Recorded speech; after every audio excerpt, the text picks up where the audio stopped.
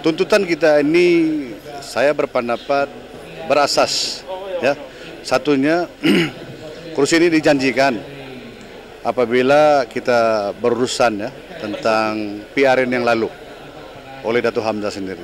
Dia kata kamu ambil P182 Pensiangan. Jadi kita hanya menuntut pada hari ini. Itu satu.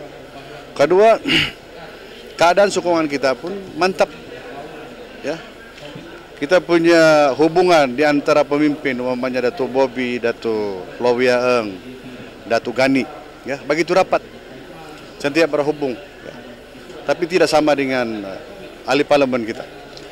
Sepatutnya usaha untuk membangun Pensiangan ini sepatutnya satu pasukan, ya, dari kami sebagai ADUN, Senata dan juga sebagai MP. Ya. Tapi ini tidak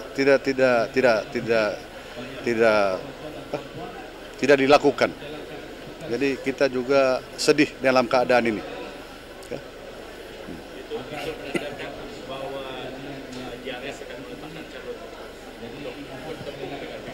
Ini kita minta, kita sudah setuju. Kamu dengar juga ucapan daripada presiden kita. Ya.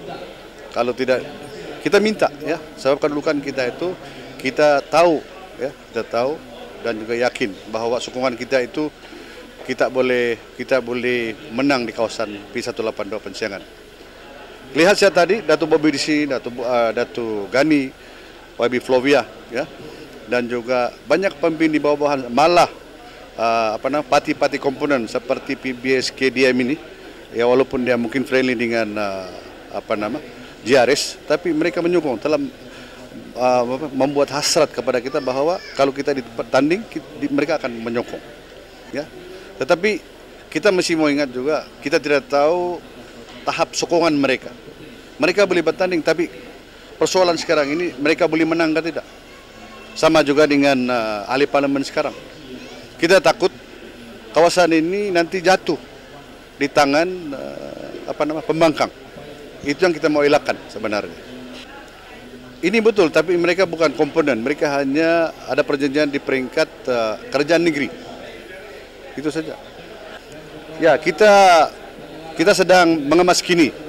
Kita telah mengarah kepada semua PDM kita untuk mengenal pasti tentang kenaikan pengundi-pengundi yang mendadak ini yang diklasifikasikan sebagai pengundi Melayu.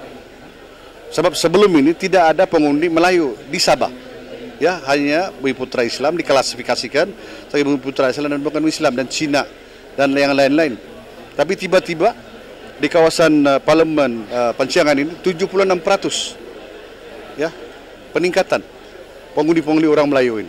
Jadi kita sedang semak, ya, kita minta semua PDM kita ini melalui mungkin ketua-ketua kampung mengenal pasti nama-nama yang diklasifikasikan sebagai Melayu ini. Siapa sebenarnya mereka? Beliau ini aset negara dan mereka sepatutnya melihat hala tuju negeri Sabah 5, 10 tahun, 20 tahun akan datang. Hari ini kita nampak ancaman itu. Satu-satunya adanya peningkatan pengundi yang baru yang diklasifikasikan sebagai Melayu. Ini satu ancaman kepada kita. Ya. Jadi dia sudah masuk dalam daftar pemilih. Dia boleh mengundi. Dan dia boleh sebenarnya membuat sesuatu yang kita tidak ingini, ya.